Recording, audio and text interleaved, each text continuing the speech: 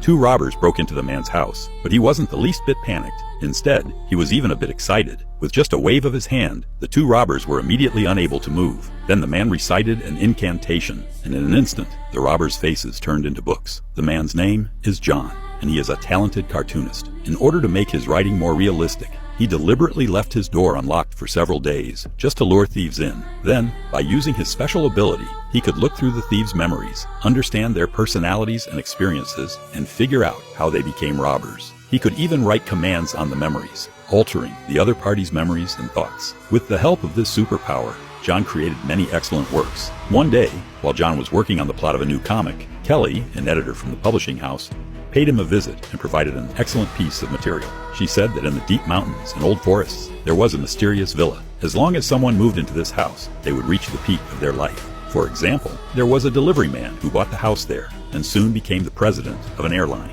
However, there were conditions for buying this villa. That is, it was only sold to people who were particular about etiquette. Out of curiosity, John decided to take on the challenge with Kelly. The two of them traveled through mountains and rivers and finally arrived in front of the villa. They were received by a child without eyebrows, who especially reminded them to abide by ancient etiquette. They didn't expect that the test would start from the moment they entered the door. Kelly just picked up a teacup and took a sip of water, but she was judged to have failed by the boy. It turned out that the way Kelly held the cup when drinking tea was wrong. It was a vulgar gesture that only people from the countryside would have. Kelly couldn't believe that there were so many rules just for drinking tea.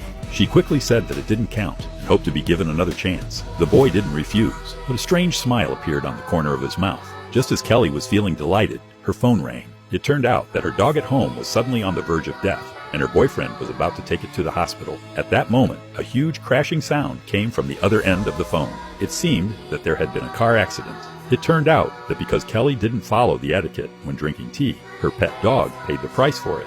Also, Kelly didn't use polite language when making the phone call, which also violated the etiquette, and her boyfriend lost his life because of it. At this moment, Kelly just wanted to go to the hospital to see her boyfriend, but she ignored the fact that she was still in the exam room.